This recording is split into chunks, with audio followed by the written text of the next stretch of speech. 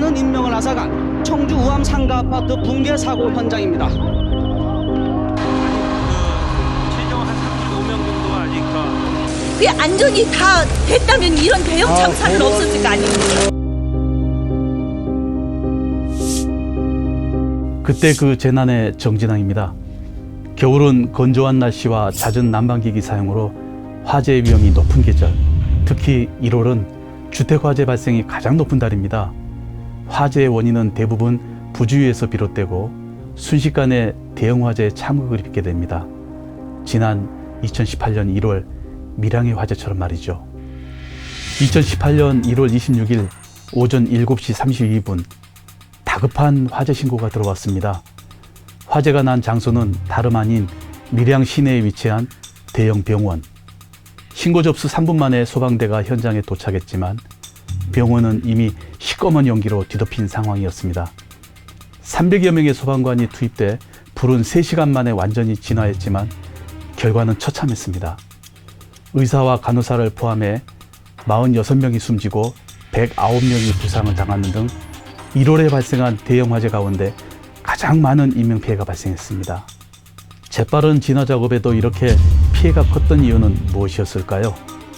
먼저 밀양병원이 어떤 곳인지부터 알아봅니다.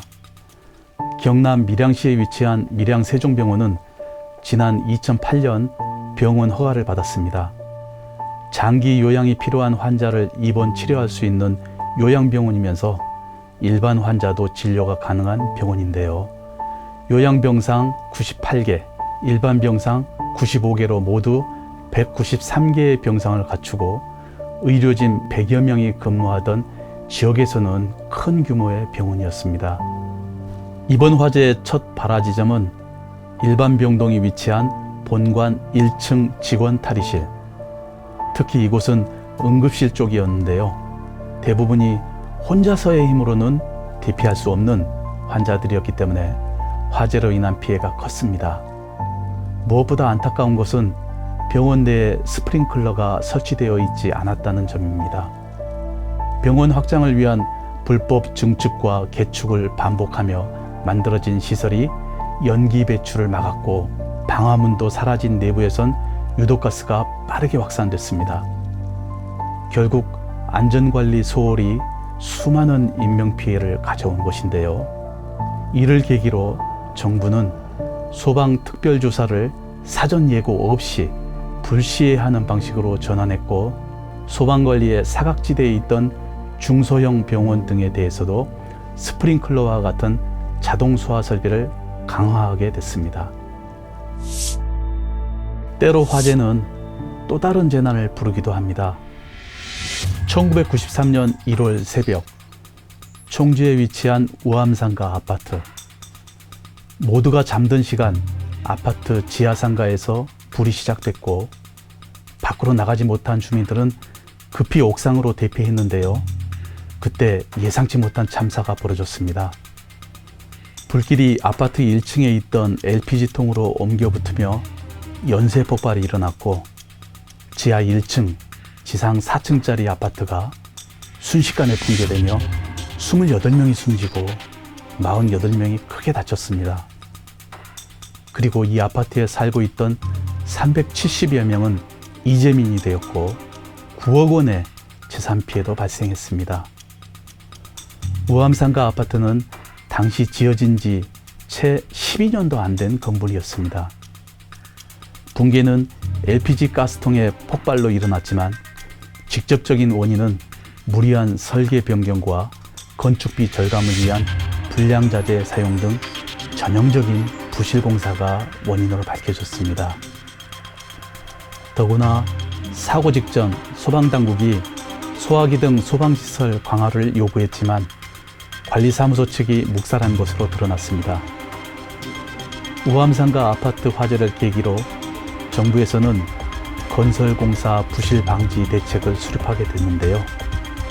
그 다음해에는 우리나라 최초로 책임감리 제도를 도입했고 부실신고센터를 운영하는 등 각종 제도 정비를 통해 부실공사 방지 대책을 마련했습니다.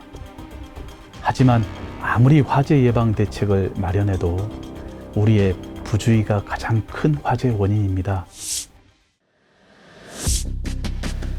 오암아파트 화재 발생으로부터 딱 15년이 되는 2008년 1월 7일 경기도 이천의 한 냉동창고에서 불이 났습니다.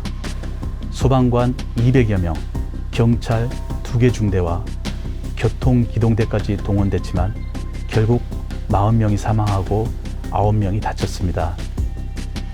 불길이 빠르게 번진 이유는 화재에 취약한 우레탄 폼 때문이었습니다. 작업장 내부 벽면과 천장에 10cm 두께로 도배된 우레탄 폼은 금방 타올랐고 대량의 유독가스까지 생겨났는데요. 우레탄이 타면서 나오는 시안가스는 과거 독일이 유대인 학살에 악용한 독가스 중 하나일 정도로 아주 치명적인 유독가스입니다. 여기에 엉터리 준공검사와 하청 작업으로 인한 안전교육 미실시, 이런 것들이 이 사고의 또 다른 원인으로 지적됐습니다. 그동안 이천 냉동창고 공사와 같은 건축 공사장의 경우 스프링클러 설비가 갖춰져 있더라도 작동이 되지 않아 초기 진화에 실패하는 경우가 많았는데요. 정부는 이 사고 이후에 소방시설의 기능과 성능에 지장을 초래하는 행위에 대해서 5년 이하의 징역 또는 3천만 원 이하의 벌금형을 내리도록 관련법을 개정하기도 했습니다. 1월에 발생한 대형 화재들, 수많은 인명피해를 불러온 안타까운 재난들은 안전시설이나 설비에 대한 투자가 제대로 이루어지지 않았다는 공통점이 있는데요. 결국 안전에 대한 관심과 인식 부족이 만든 참극이었습니다. 사소한 부주의에서 시작되는 화재, 조금만 더 관심을 갖고 노력을 기울인다면 얼마든지 막을 수 있습니다.